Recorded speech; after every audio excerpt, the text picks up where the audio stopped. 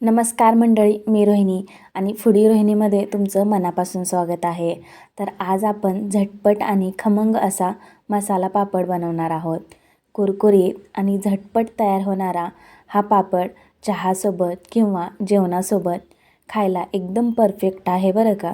कमी वेळामध्ये त्याचबरोबर कमी साहित्यामध्ये तयार होणारा हा पापड घरच्या घरी नक्की करून पहा. चला तर मग ह्याची आपण रेसिपी पाहूया. ह्या मसाला पापडची चव आहे ना एकदम कमाल होती बरं का. खरंच खूप अप्रतिम लागत होता, सेम हॉटेलमध्ये भेटतो ना तसा. मंडळी, मसाला पापड बनवण्यासाठी काही बेसिक तयारी अगोदरच करून घेतलेली आहे. जसे की कांदा, टोमॅटो, कोथिंबीर चिरून घेतलेले आहे, बारीक शेव घेतलेले आहे. त्याचबरोबर मसाल्यामध्ये चाट मसाला, घरगुती मसाला घेतलेला आहे आणि उडीद पापडसुद्धा घेतलेले आहेत. आता हे मसाला पापड न तळता इथे मी भाजून अगदी मसाला पापड बनवणार आहे.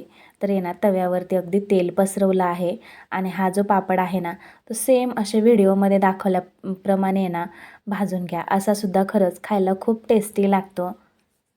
अगदी पापडला तेल किंवा बटर लावून तुम्ही हा जो उडीद पापड आहे ना तो भाजून घेऊ शकता. तर एक एक पापड करून आहे ना सर्व जे उडीद पापड होते ना अगदी 10 ते 15 उडीद पापड होतं तेवढे मी पापड भाजून घेतलेले आहेत.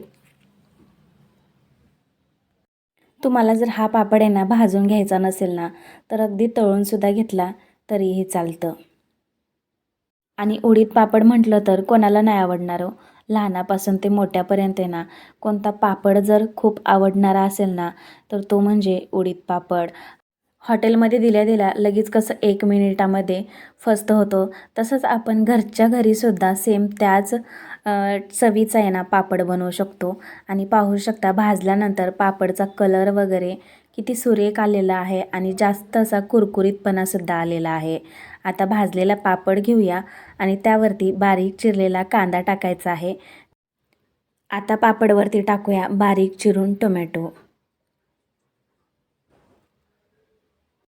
टोमॅटो टाकून झाल्यानंतर आहे ना बारीक शेव टाकायची आहे पापडवरती. तर ही जी शेव आहे ना ती इझिली कुठल्याही किराणा स्टोअरमध्ये आहे ना भेटू शकते.